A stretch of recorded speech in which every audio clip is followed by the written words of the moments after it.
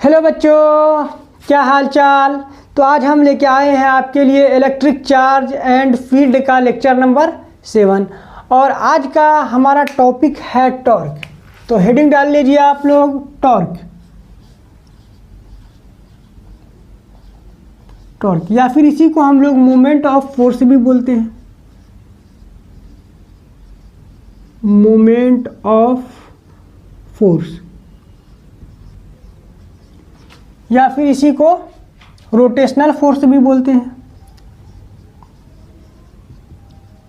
Rotational force. तो आज का हमारा टॉपिक है टॉर्क या फिर मोमेंट ऑफ फोर्स या फिर रोटेशनल फोर्स। तो टॉर्क के बारे में डिस्कस करने से पहले थोड़ा हम फोर्स के बारे में डिस्कस कर लें, क्योंकि ये जो टॉर्क होता है ये होता ही है फोर्स की वजह से। टॉर्क एक्चुअली में फोर्स का ही एक इफेक्ट है। तो अगर हम बात करें फोर्स की, कोई ऑब्जेक्ट अगर स्टेट ऑफ रेस्ट में है तो उस पर फोर्स लगा के उसको मोशन में लाया जा सकता है। अगर कोई ऑब्जेक्ट मोशन में है तो उस पर फोर्स लगा के उसको रेस्ट में लाया जा सकता है, पॉसिबिलिटी है। या फिर फोर्स लगा के किसी ऑब्जेक्ट के साइज को चेंज किया जा सकता है, ये भी फोर्स का एक इफेक्ट है। उसी तरह फोर्स लगा के किसी ऑब्जेक्ट के शेप को भी चेंज किया जा सकता है। फोर्स लगा के किसी ऑब्जेक्ट को एक्सेलरेट किया जा सकता है, ये भी फोर्स का इफेक्ट है। अगर कोई ऑब्जेक्ट मोशन में है तो उस पर फोर्स लगा के उसके डायरेक्शन को चेंज किया जा सकता है, ये भी फोर्स का एक इफेक्ट है। उसी तरह अगर हम मान लो हम एक बॉडी लिए, एक मान लो ये मार्कर लिया हमने, इसको हम किसी एक पॉइंट पे फिक्स्ड कर दें और दूसरे पॉइंट पे इस पे फोर्स लगाएं तो ये घूमने लगेगा, रोटेट करने लगेगा। जिस पॉइंट पे हम फिक्स करेंगे उसके अबाउट ये रोटेट करने लगेगा, घूमने लगेगा। तो ये भी फोर्स का एक इफेक्ट है। तो जब हम किसी ऑब्जेक्ट को किसी एक पॉइंट से फिक्स्ड कर देते हैं और किसी दूसरे पॉइंट पे फोर्स लगाते हैं तो ये रोटेट करने लगता है, घूमने लगता है। जब ये घूमने लगता है, रोटेट करने लगता है या फिर टर्न हो जाता है तो फोर्स के इसी टर्निंग इफेक्ट को हम टॉर्क कहते हैं। फोर्स के इसी टर्निंग इफेक्ट को हम टॉर्क कहते हैं। तो डिफिनेशन है इसका, बहुत सिंपल सा डिफिनेशन है कि the turning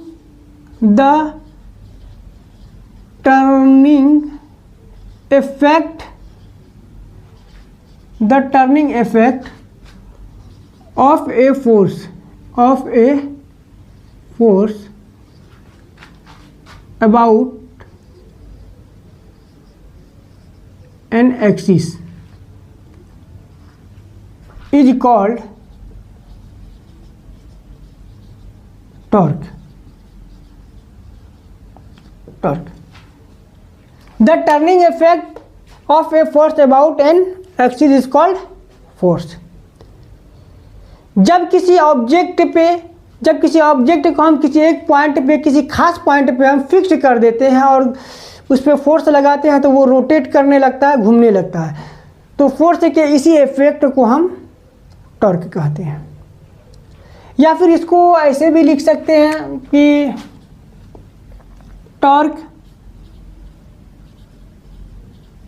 measures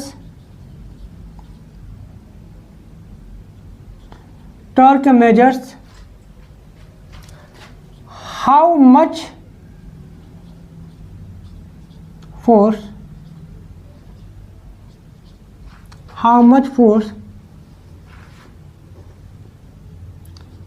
rotate in object।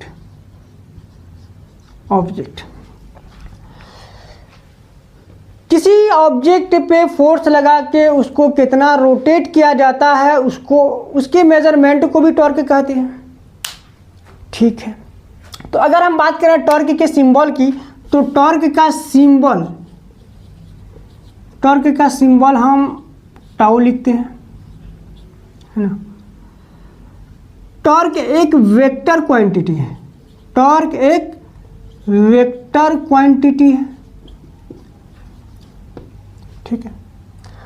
और टॉर्क का एसआई यूनिट न्यूटन मीटर होता है। अगर हम बात करें टॉर्क के फॉर्मूले की, तो टॉर्क बराबर होता है पी साइन थीटा, और इसका वेक्टर फॉर्म होता है पी क्रॉस ई। वेक्टर फॉर्म होता है पी क्रॉस ई, तो इसको नोट कर लें आप लोग। इसके बाद हम लोग टॉर्क के डेरिवेशन की तरफ चलेंगे। ये फॉर्मूला कहाँ से निकल के आया, इस डेरिवेशन की तरफ चलेंगे। नोट कर लीजिए इसको।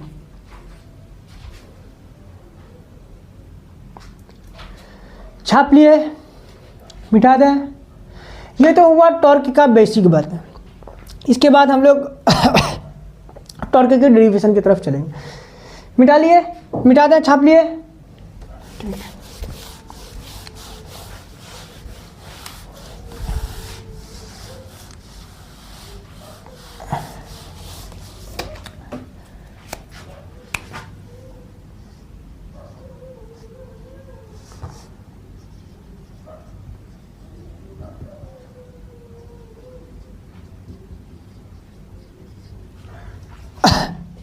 हाँ,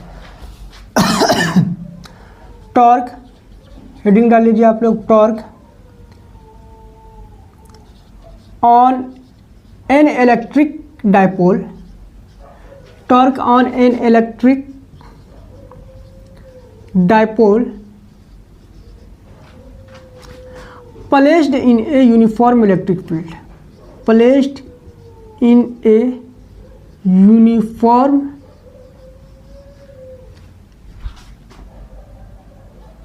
electric field.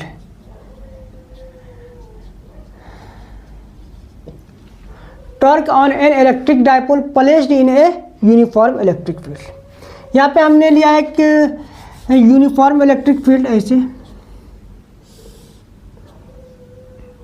Uniform electric field मतलब सभी जगह इलेक्ट्रिक फील्ड समान होगा, बराबर होगा। और इस इलेक्ट्रिक फील्ड में हमने रख दिया एक इलेक्ट्रिक डाइपोल को,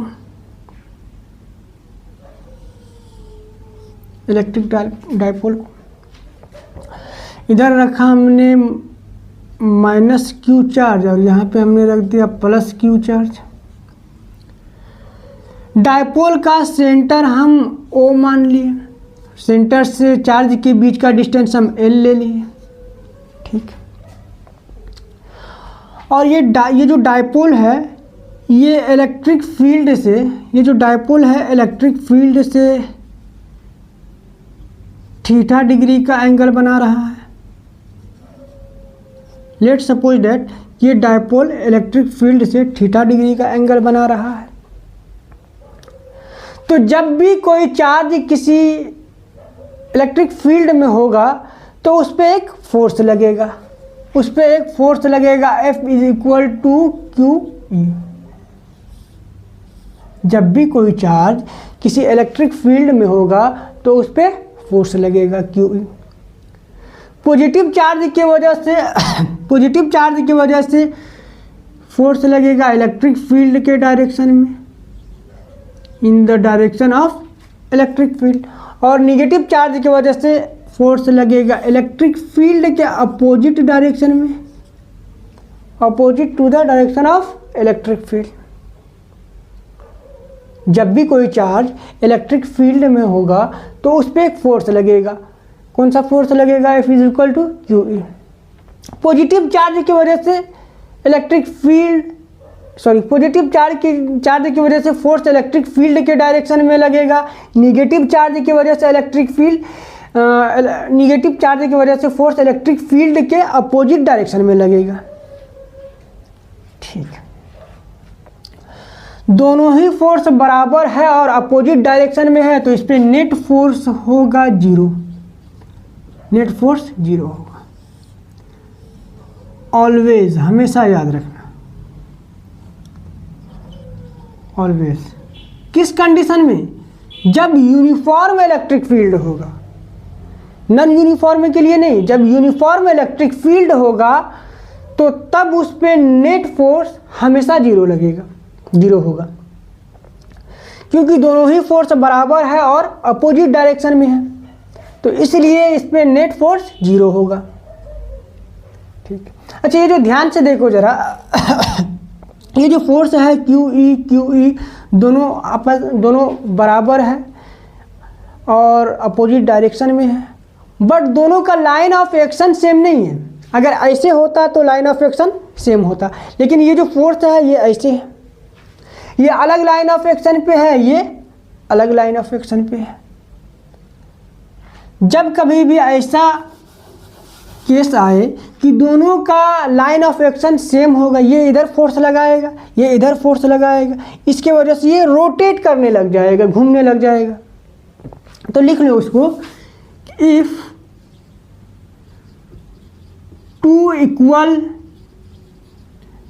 and opposite charges, sorry opposite force, opposite forces, if two equal and opposite forces which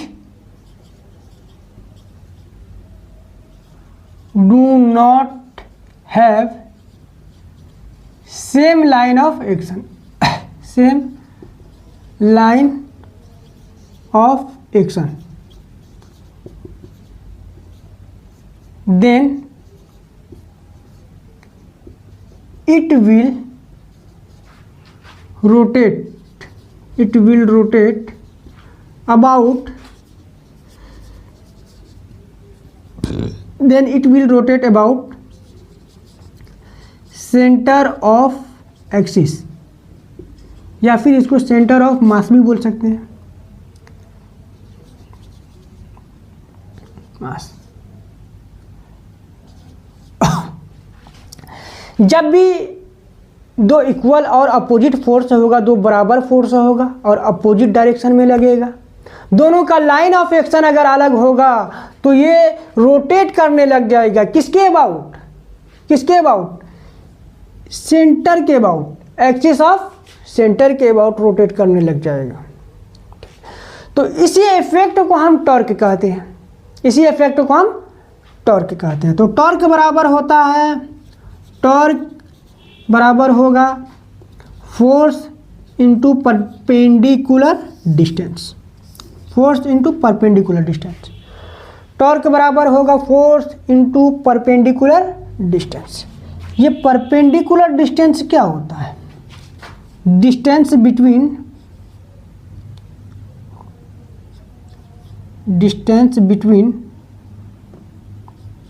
force and axis of rotation.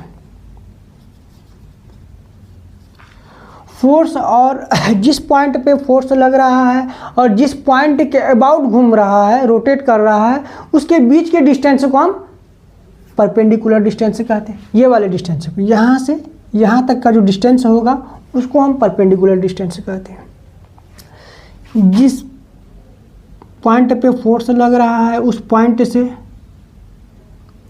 जिसके अबाउट घूम रहा है उस पॉइंट के बीच के डिस्टेंस को हम फोर्स कहते हैं। ये थीटा एंगल है तो ये भी थीटा एंगल बनाएगा, ठीक है। तो इसका दो कंपोनेंट होगा, एल कॉस थीटा और एल साइन थीटा। थीटा वाले साइड का कंपोनेंट होगा एल कॉस थीटा और परपेंडिकुलर साइड वाले साइड का कंपोनेंट होगा L sine theta, L sine theta, ठीक है। उसी तरह इसका भी परपेंडिकुलर डिस्टेंस होगा, यहाँ से यहाँ तक। ये अगर थीटा है तो ये भी थीटा होगा, ठीक है। ये थीटा है तो ये भी थीटा होगा। इधर फिर होगा एल कॉस थीटा, इधर होगा L sine theta, L sine theta. तो ये जो टॉर्क होगा, दो टॉर्क इस पे लगेगा, एक इसके वजह से टॉर्क लगेगा, एक इसके वजह से टॉर्क लगेगा। जब इसको हम खींचेंगे तो ये इधर घूमने लगेगा ऐसे क्लॉकवाइज डायरेक्शन में, इसको हमने बोल दिया टॉर्क 1। और जब इसको खींचेंगे तो ये भी इधर घूमने लगेगा, ये भी क्लॉकवाइज डायरेक्शन में ही जाएगा इधर। इसको हमने बोल दिया टॉर्क 2। तो नेट टॉर्क बराबर होगा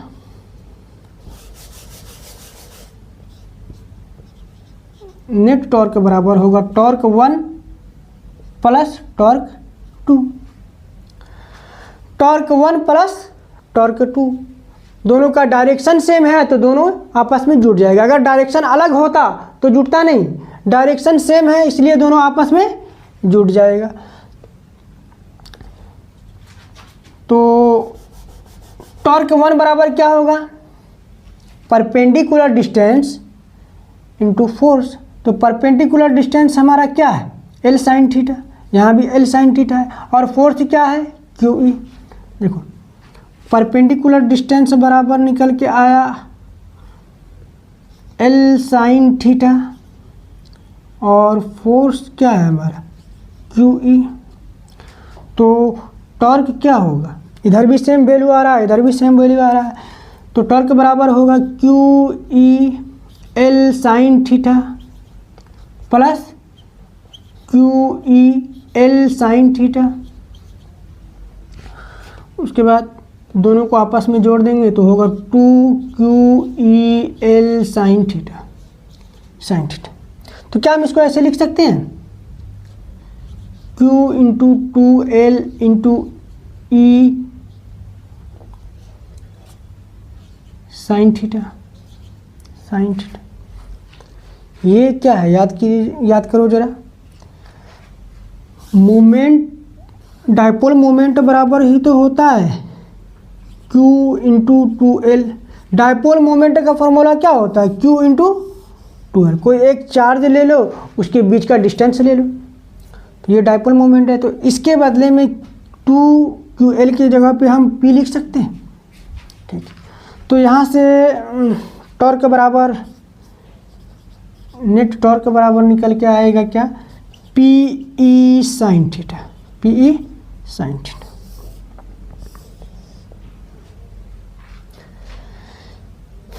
ये तो हो गया स्केलर फॉर्म।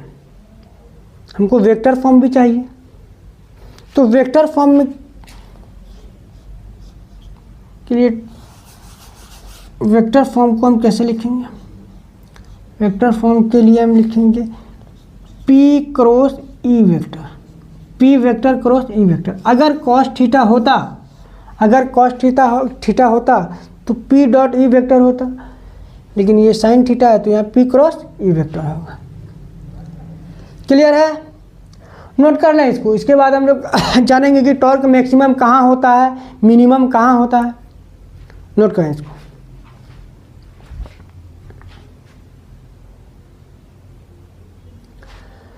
छाप लिए, मिटा दें,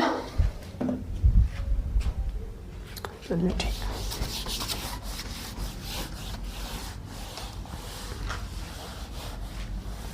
अब जानेंगे कि फोर्स कहाँ मैक्सिमम होगा, किस केस में मैक्सिमम होगा और किस केस में मिनिमम होगा।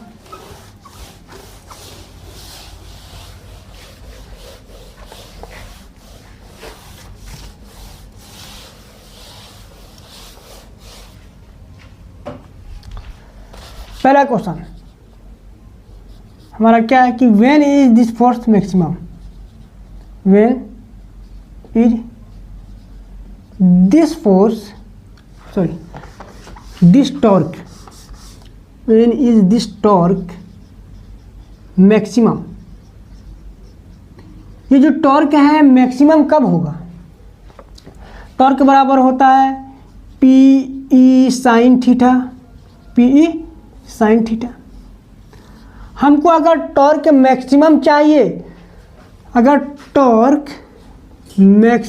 चाहिए, तो साइन थीटा का वैल्यू भी मैक्सिमम करना पड़ेगा, साइन थीटा भी मैक्सिमम होना चाहिए, तभी टॉर्क मैक्सिमम आएगा। तो साइन थीटा का वैल्यू मैक्सिमम होता है 90 डिग्री पे और 270 डिग्री पे। तो टॉर्क अगर मैक्सिमम चाहिए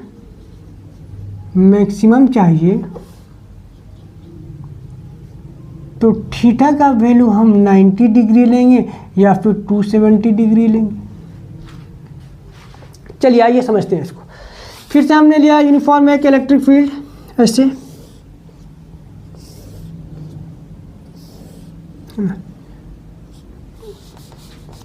ठीक, और इस इलेक्ट्रिक फील्ड पे हमने एक डायपोल रख दिया इसके परपेंडिकुलर ऐसे,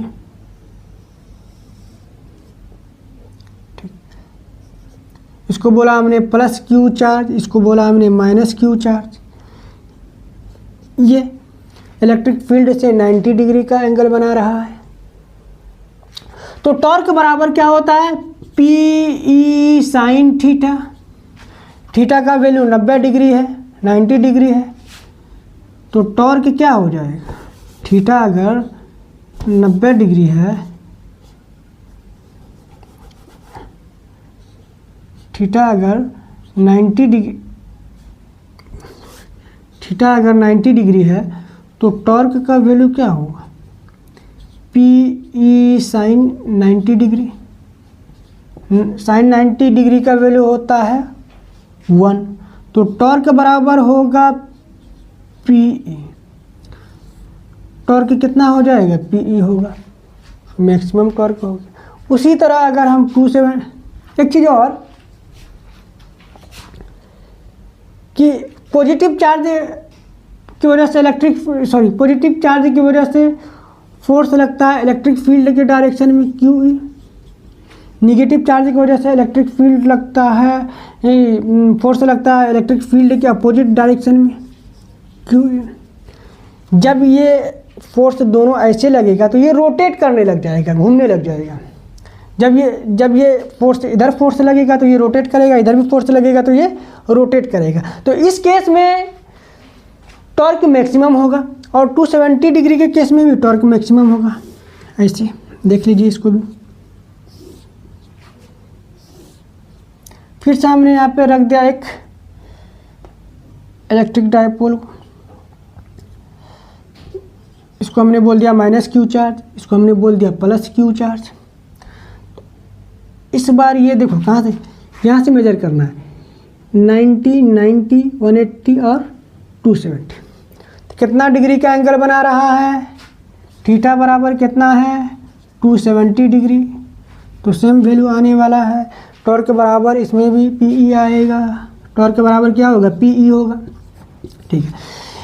पॉजिटिव चार्ज की वजह से इसमें इलेक्ट्रिक फील्ड किधर लगेगा, इस फोर्स किधर लगेगा, इलेक्ट्रिक फील्ड के डायरेक्शन में लगेगा। निगेटिव चार्ज की वजह से फोर्स इलेक्ट्रिक फील्ड के अपोजिट डायरेक्शन में लगेगा। ये इसको इधर खींचेगा तो रोटेट करेगा, ये ऐसे खींचेगा, ऐसे खींचा जाएगा तो ये रोटेट करेगा। इसमें ऐसे खींच रहा था तो ये रोटेट कर रहा था, इसमें भी ऐसे खींचेगा तो ये रोटेट करेगा, घूमने लगेगा।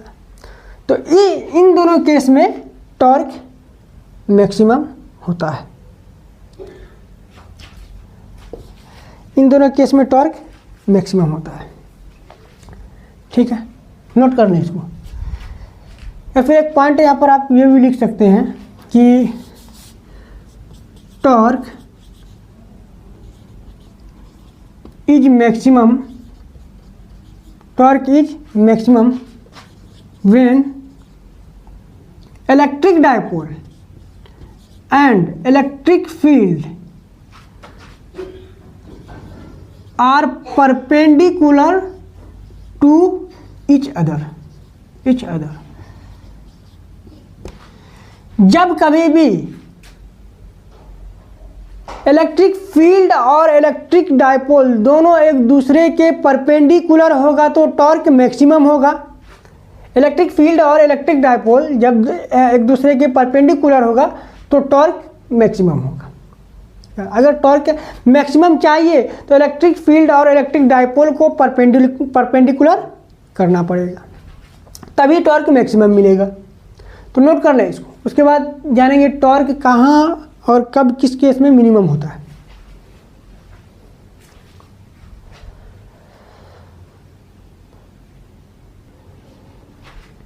नोट कर लिए, मिटा दें, ठीक है।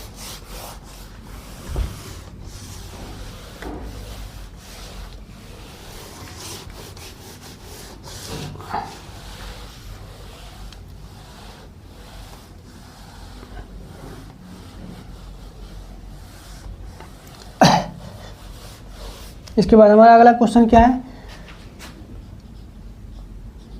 When is this torque minimum torque minimum कब होगा, ये भी एक क्वेश्चन है कि टॉर्क मिनिमम कब होगा। टॉर्क बराबर होता है P E sine theta, torque बराबर पी ई साइन थीटा होता है। टॉर्क अगर हमको मिनिमम चाहिए, टॉर्क अगर हमें मिनिमम चाहिए तो साइन थीटा को भी मिनिमम होना पड़ेगा, साइन थीटा को भी मिनिमम होना पड़ेगा, या फिर जीरो होना पड़ेगा, तभी टॉर्क मिनिमम हो सकता है। तो साइन थीटा का वैल्यू मिनिमम या फिर जीरो कब होता है, साइन थीटा का वैल्यू जीरो कब होगा, जब थीटा बराबर 0 डिग्री होगा या फिर 180 डिग्री होगा, तभी तो थीटा का वैल्यू 0 होगा। जब थीटा बराबर 0 डिग्री होगा या 180 डिग्री होगा तो साइन थीटा का वैल्यू 0 होगा। आइए इसको भी समझते हैं। फिर से हमने लिया एक इलेक्ट्रिक फील्ड,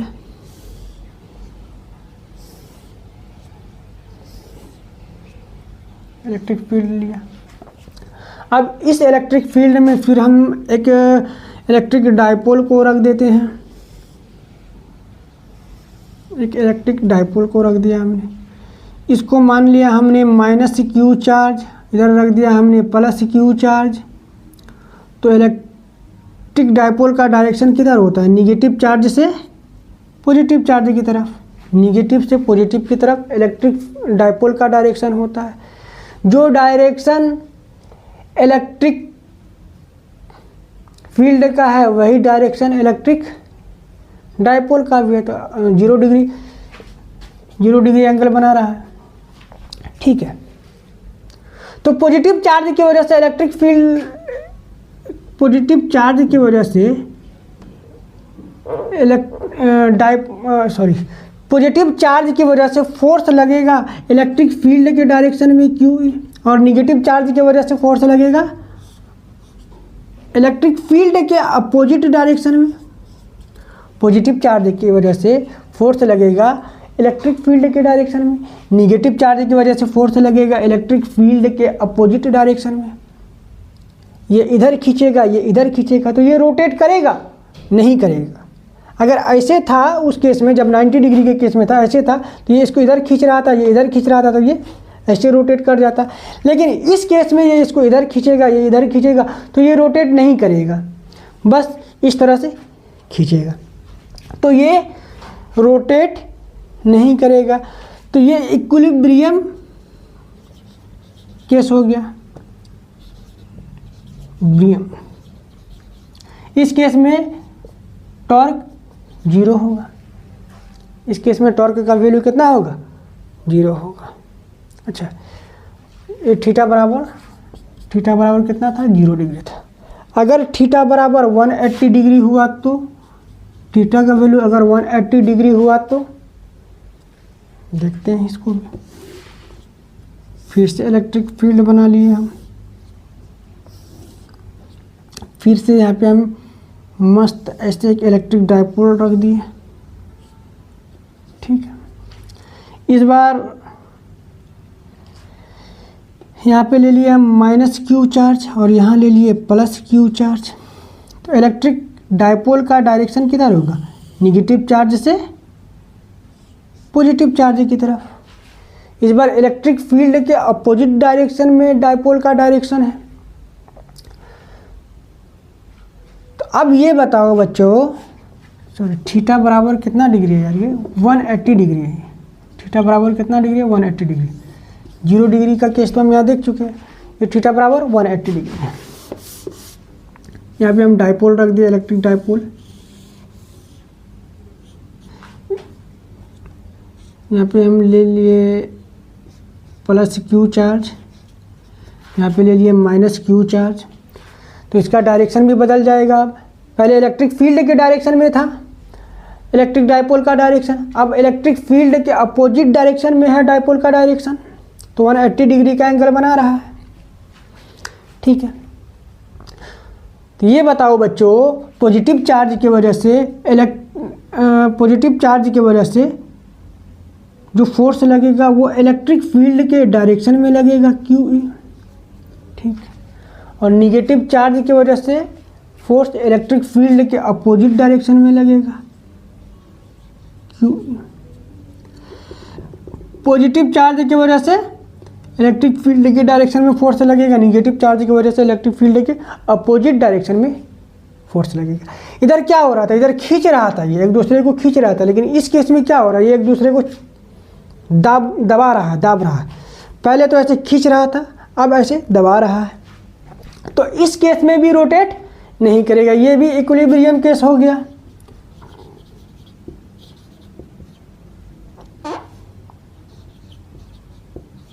इक्विलिब्रियम केस हो गया,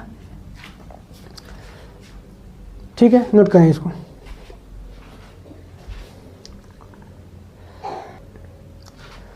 नोट कर लिए।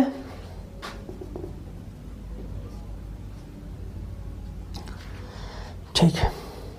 अच्छा, एक चीज़ और कि ये स्टेबल इक्विलिब्रियम में होगा। स्टेबल इक्विलिब्रियम में क्यों होगा, अगर इस पे फोर्स लगाएंगे तो ये इसको थोड़ा सा डिस्प्लेस करेंगे तो ये फिर अपनी स्थिति में, अपने पोजीशन में आ जाएगा।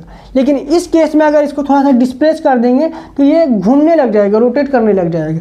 तो इसलिए इसको अनस्टेबल इक्विलिब्रियम बोलते हैं, इसको स्टेबल इक्विलिब्रियम बोलते हैं। मान लीजिए सपोज डैट इसको ऐसे हमने घुमा दिया, इधर और इधर फोर्स लगा के इसको ऐसे इधर घुमा दिया, इसको ऐसे इधर घुमा।